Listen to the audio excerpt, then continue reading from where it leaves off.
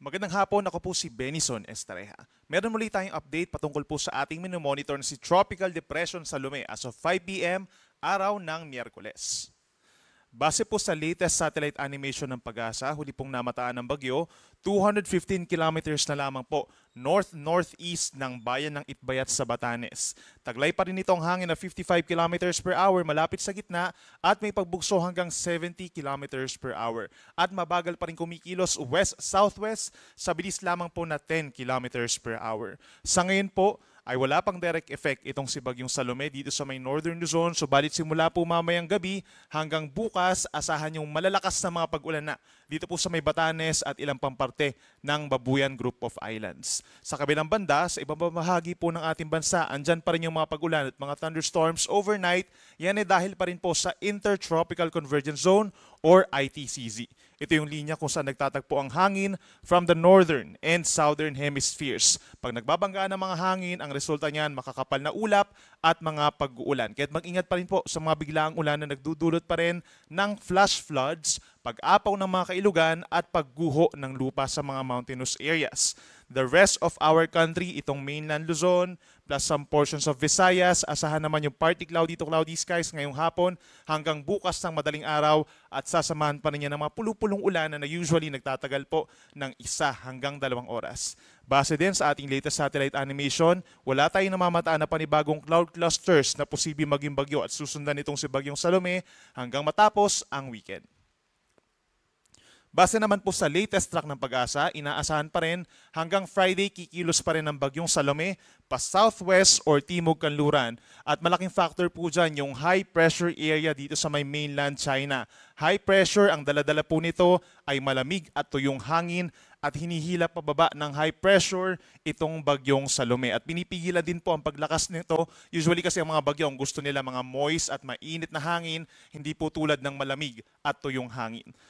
Nakikita po natin mamayang gabi hanggang bukas ng madaling araw, pinakamalapit ito sa may Batanes at posibleng maglandfall dun sa mga isa sa mga isla doon. Samantala, pagsapit po umaga hanggang tanghali, kikilos ang bagyo, malapit dito sa may Babuyan Group of Islands bukas. Then bukas ang hapon hanggang early evening, pinakamalapit ito dito sa may parting Ilocos Norte at posibleng nandun siya sa may coastal waters po ng northwestern portion ng Ilocos Norte. And then afterwards, nasa may West Philippine Sea na po ito pagsapit bukas ng hapon. Then pagsapit naman ng madaling araw ng Friday, dyan na posibleng maging low pressure area na lamang po itong si Bagyong Salome at lalabas ang ating area of responsibility pa rin as a low pressure area. Malaking factor din po na malaman natin itong tinatawag po na cone of probability. Ito yung area kung saan posible pa rin po tumama yung sentro ng bagyo. So given this cone of probability, posible pa rin po tumama sa kalupaan po ng isla ng Babuyan, mga isla sa Babuyan. Pagsapit po bukas ng tanghali, itong si Bagyong Salome. At pagsapit naman ng hapon, posibleng nasa may coastal waters or maglandfall din po dun sa may tip ng Ilocos Norte ang nasabing bagyo. At the same time, dapat din natin i-consider itong tinatawag na diametro or lawak ng bagyo. Hindi lang po siya isang point, no? So malaking bahagi pa rin ng Northern Luzon na magkakaroon ng mga pagbugso ng hangin at malakas na mga pag-ulan given na nasa around 150 to 200 kilometers po yung radius o yung distansya ng bagyo from the center hanggang doon sa pinakang outer portions po niya. Kaya naman, meron po tayong nakataas sa Tropical Cyclone Wind Signal number 1 or babala bilang 1. Malalakas sa hangin po within the next 24 to 36 hours sa Batanes pa rin, sa western portion ng Babuyan Islands at maging dito rin sa northwestern portion of Ilocos Norte. Hindi pa rin natin inaalis yung chance na tataas pa ito ng bahagya into Wind Signal number 2 kung sakasakaling lumakas ang bahagya from 55 kph to 65 kph yung dalang hangin itong si Bagyong Salome at posibleng mag-intensify slightly as a tropical storm. And then afterwards, bukas po ng hapon, mas maliit na yung chance na nalalakas pa ito at mananatili na lamang as a tropical depression. Kaya asahan pa rin po yung mga pabugso-bugsong hangin dito sa mga nabanggit natin na lugar sa loob pa ng 2 araw or kahit makalampas na itong si Bagyong Salome dito sa may West Philippine Sea dahil sa pag-ihip ng northeast wind flow o yung hangin galing dito sa may Hilagang Silangan.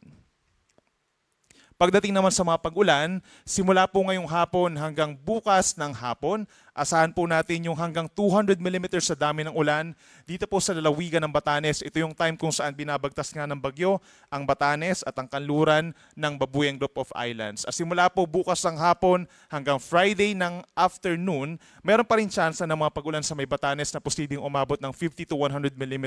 No? Karamihan po ng mga pag-ulan sa Batanes magaganap po bukas. For the first half, matindi ang mga ulan, mga heavy to intense rains, and then pagsapit po bukas ng hapon at gabi, moderate to heavy na mga pag-ulan. So nandyan yung mga localized na mga flooding in some areas lamang, knowing po na medyo maliit ang Batanes, at dun sa mga bulubundukin na lugar, hindi pa rin natin inaalis yung tsansa na magkakaroon ng mga pagguho ng lupa.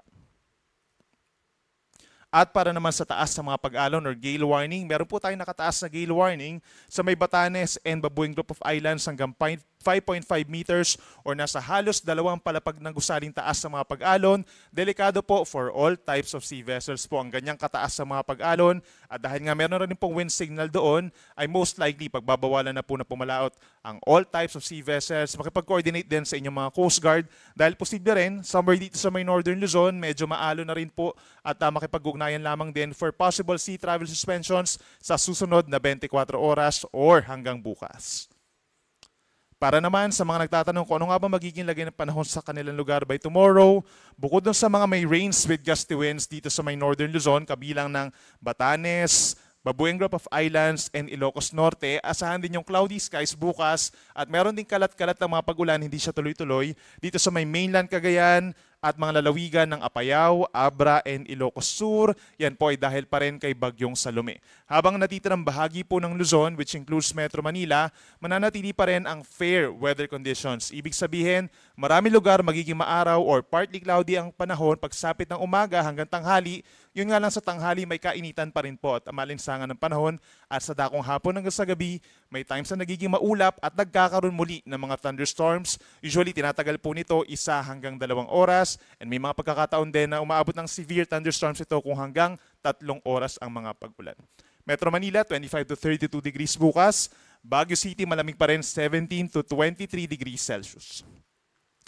Sa ating mga kababayan po sa Palawan, plus malaking bahagi ng Mindanao, magbaon pa rin po ng payong dahil magpapatuloy pa rin ang mga pag-ulan doon dulot po ng Intertropical Convergence Zone or ITCZ.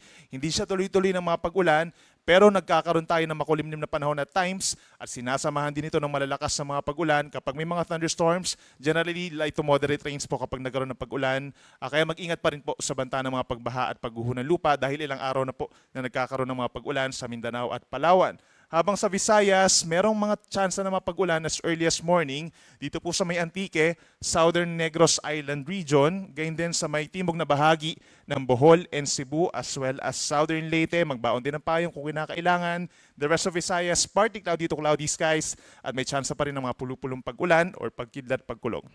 Sa Palawan, hanggang 30 degrees po ang maximum temperature. Sa may Metro Cebu at Iloilo, hanggang 32 degrees. At sa bandang Mindanao, pinakamainit sa may Davao City hanggang 33 degrees Celsius.